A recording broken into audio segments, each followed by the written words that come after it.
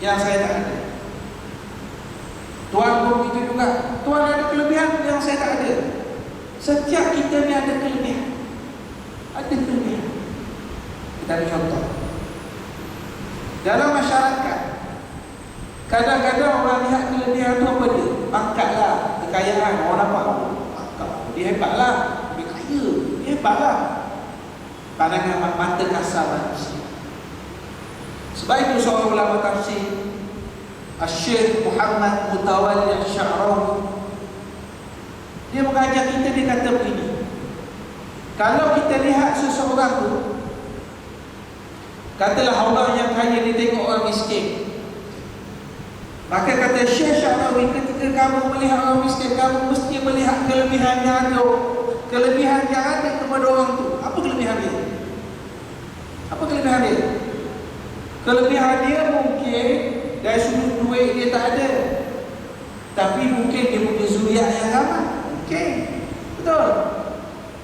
Mungkin dia kekurangan dia harta, tapi dia lah orang paling banyak berkhidmat kepada masjid. Ada jamuan dia, ada jamuan, ada guru masjid, dia lah orang paling hadapan. Itu kelebihan.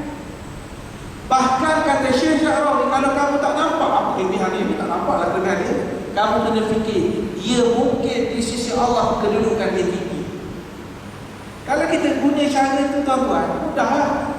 Kita tak akan pandang orang dalam keadaan tak pandang orang dengan pandangan yang hina. Sebab setiap orang itu ada kelebihan yang telah diberikan oleh Allah Subhanahu Wa Taala. Jadi manfaat yang saya nak sebut di sini ialah manfaat dari sudut perpaduan. Walaupun boleh berbeza, kita punya budaya berbeza, tapi kita kena ingat kita adalah bersaudara di sisi Allah Subhanahu Wa Taala. Innamal mu'minuna ikhwah. Sesungguhnya orang-orang mukmin itu bersaudara.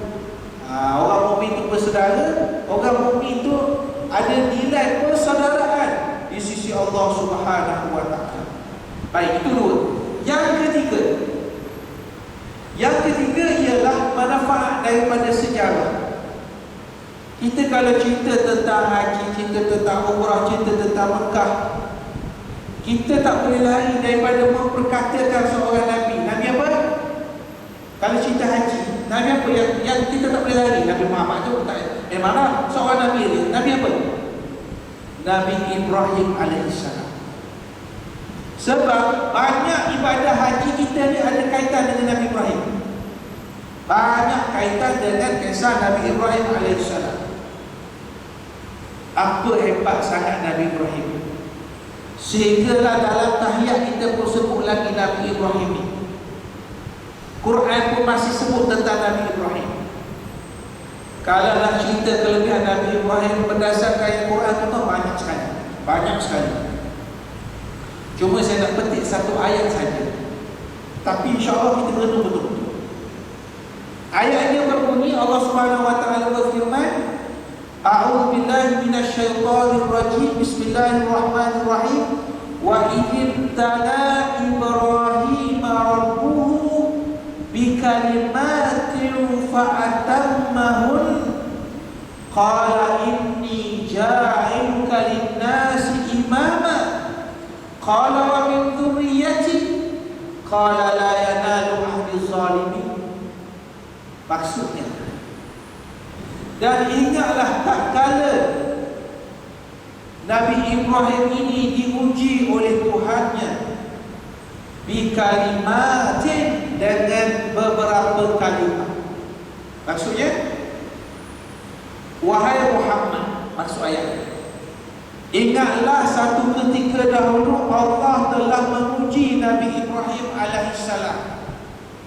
Ujian itu dengan apa? Bikalimat, dengan kalimah-kalimah, dengan perintah-perintah sama ada dalam bentuk suruhan ataupun larangan. Kalau tengok dalam tafsir, macam-macam ulama tafsir sebut, macam-macam lah. Tapi sebenarnya tidak ada ayat Quran ataupun hadis yang menjelaskan apakah maksud perintah-perintah ataupun larangan-larangan itu secara khusus. Tapi secara umumnya kita boleh kata Allah Ta'ala telah menguji Nabi Ibrahim dengan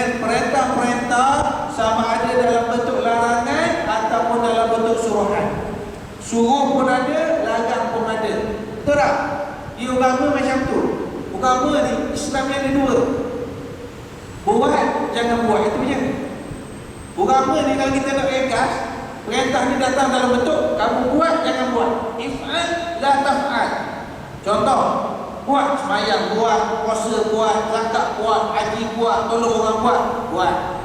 Ada bentuk larangan. Zina jangan, tipu orang jangan. Lagi, khalwat jangan, fitnah orang jangan. Itu bentuk jangan. Dia ada bentuk suruhan, ada bentuk larangan. Baik, bila Allah Ta'ala telah memerintahkan kepada Nabi Ibrahim dengan perintah-perintah ini, apa respon pada Nabi Ibrahim? Respon Nabi Ibrahim apa? Quran sebut, Quran gunakan perkataan fa'atammahun. Lalu Nabi Ibrahim melaksanakannya dengan sesempurna mungkin. Perkataan atamma bahasa Arab maksudnya sempurna. Maksudnya ialah Nabi Ibrahim bukan sekadar buat. Beza tak? Buat dengan menyempurnakan. Beza tak? Kalau buat, sekadar buat je lah. Contoh, sembahyang. Buat sembahyang. Sembahyang lah. Tapi kalau saya katakan menyempurnakan sembahyang, dia buat dengan cara yang terbaik. Sekarang Nabi Ibrahim, bila Allah Ta'ala beri perintah kepada baginda, dia buat yang terbaik. Bila dia buat yang terbaik, maka Allah Subhanahu Wa Ta'ala menyatakan, inni ja'iluka linnasi imama. Saya akan jadikan kamu ini sebagai imam, sebagai pemimpin kepada umat. Lalu Nabi Ibrahim, bila Allah Ta'ala dah sahkan dia jadi pemimpin kepada umat, jadi khalifah pada umat, dia bertanya lagi. Dia tanya apa? Qala wa min dzurriyyati. Dan macam mana pula zuriat keturunan saya boleh jadi pemimpin ke tak? Jadi pemimpin kepada umat ke tak? Maka Allah menjawab, boleh, tapi syaratnya la yanalu ahdi zalimin. Dia tak akan dicapai oleh keturunan kamu yang zalim. Yang syirik kepada Allah tak termasuk jaminan ini. Jadi apa yang saya sebut di sini ialah kelebihan Nabi Ibrahim alaihissalam. Sebab itu jadi contoh. Tuan-tuan, kita dekat dah dengan Zulhijjah, dekat nak apa buat korban, ibadat korban. Dan kita semua tahu bahawa datangnya ibadah korban itu falsafah antaranya ialah kerana peristiwa perintah Allah supaya Nabi Ibrahim menyembelih anaknya Ismail alaihissalam. Cuba tuan-tuan bayangkan, perintah itu luar biasa. Sembelih dengan pancung lain. Kalau pancung macam mana? Pancung, kalau pancung kau suruh ngomong macam mana? Pancung kan? Pancung dengan sembelih apa beza dia? Beza dia, kalau pancung sekali jalan dia mati, habis teguk hilang teguk ni, tahu? Kalau sembelih perlukan masa tu. Tengok, Allah uji Nabi Ibrahim, Allah Ta'ala tak suruh pancung. Dah lah sembelih, bunuh anak tapi suruh sembelih lagi. Apa maksud sembelih?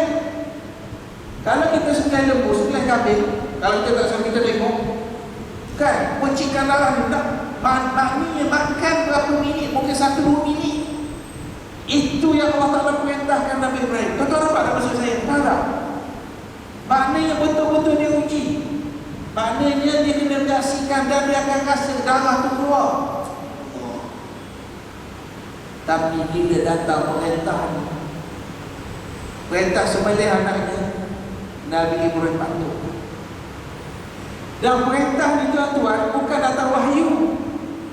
Bukan turun ayat wahai Ibrahim sembelih anak-anak, tak turun wahyu. Hanya melalui mimpi sahaja.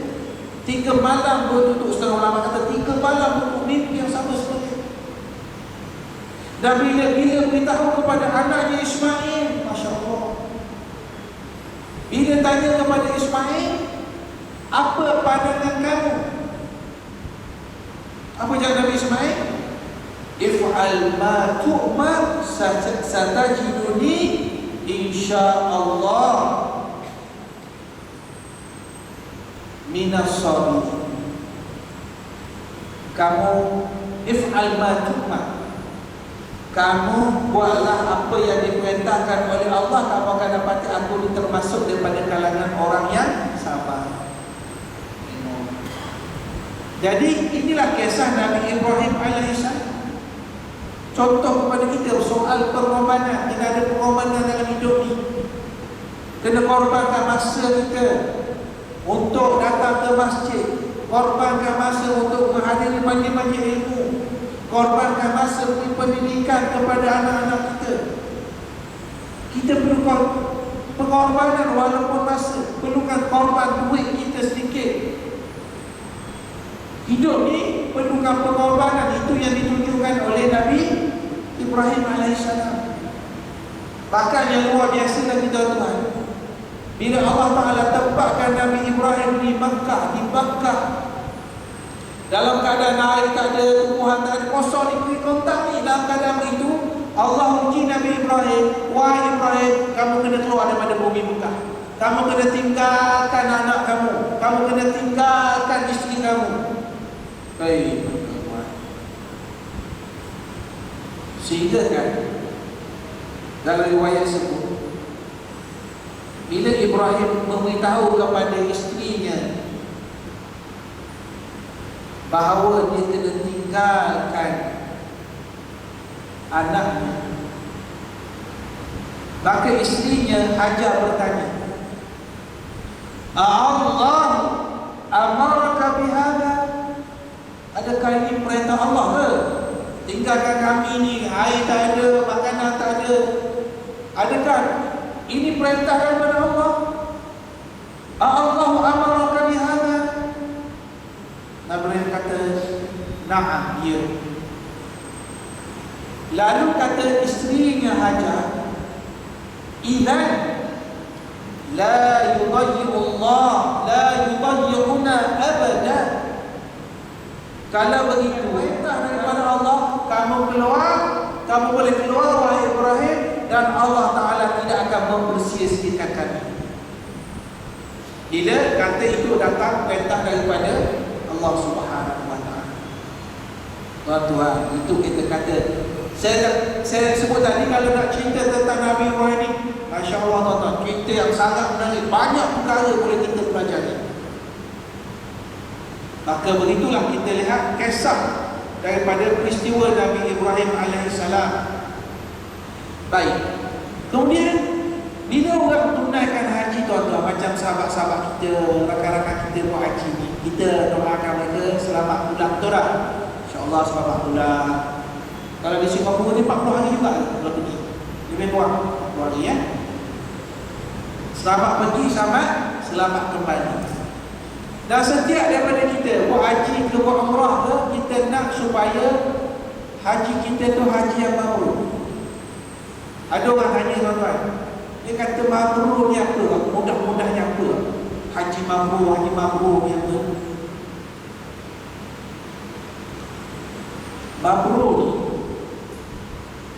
Mabrur ni daripada perkataan bir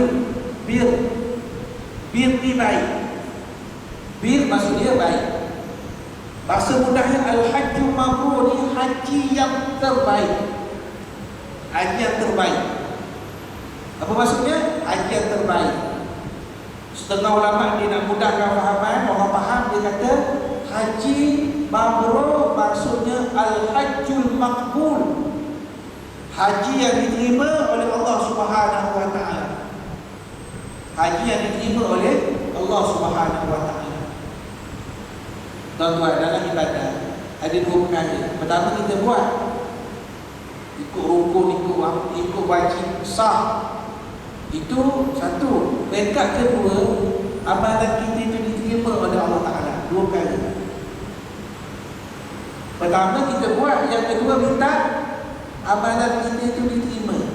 Contoh, kalau dia semayang tapi riak, nak tunjuk pada orang,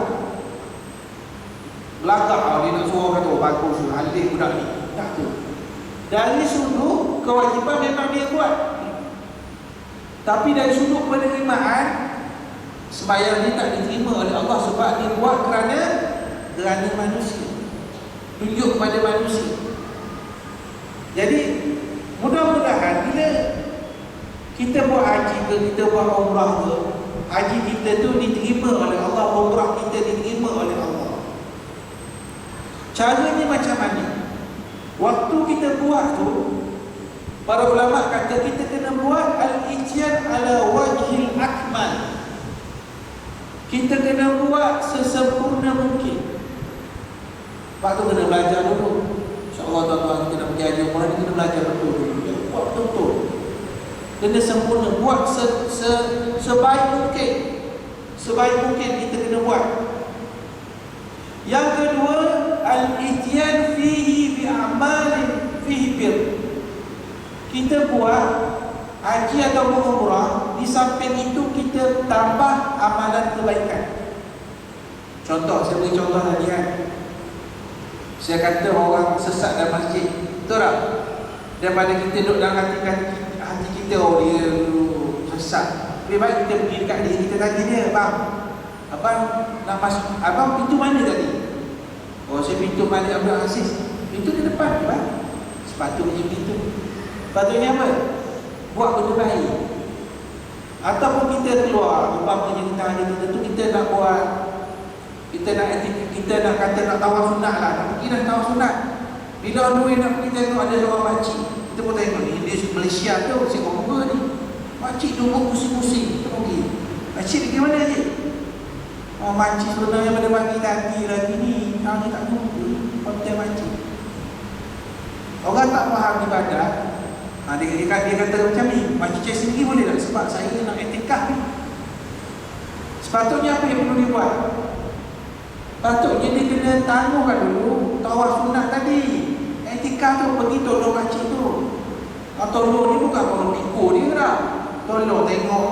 Dia bukan sekarang pakai sistem kat sungai dia dekat tengok. Oh makcik nak tahu ni. Saya tunjuk makcik. Sepatutnya. Maknanya ibadah haji umrah ni kita kena sertai dengan amalan yang baik. Amalan sedekahnya, amalan tolong orangnya. Ini yang akan mendirikan martabat kedudukan haji kita ataupun umrah kita di sisi Allah Subhanahu wa taala. Yasunya juga bila kita nak laksanakan dan kita nak supaya haji kita diterima, jangan dalam hati kita ni buat ni bukan kerana Allah. Contoh, nunjuk harapnya kalau balik nanti sampai Singapura nanti, contoh nama Ahmad Syukri lah, contoh nama saya. Jangan kalau aku sampai dan nanti dekat Changi orang panggil aku Ahmad Syukri lagi, harapnya panggil Haji Syukri. Maksudnya apa?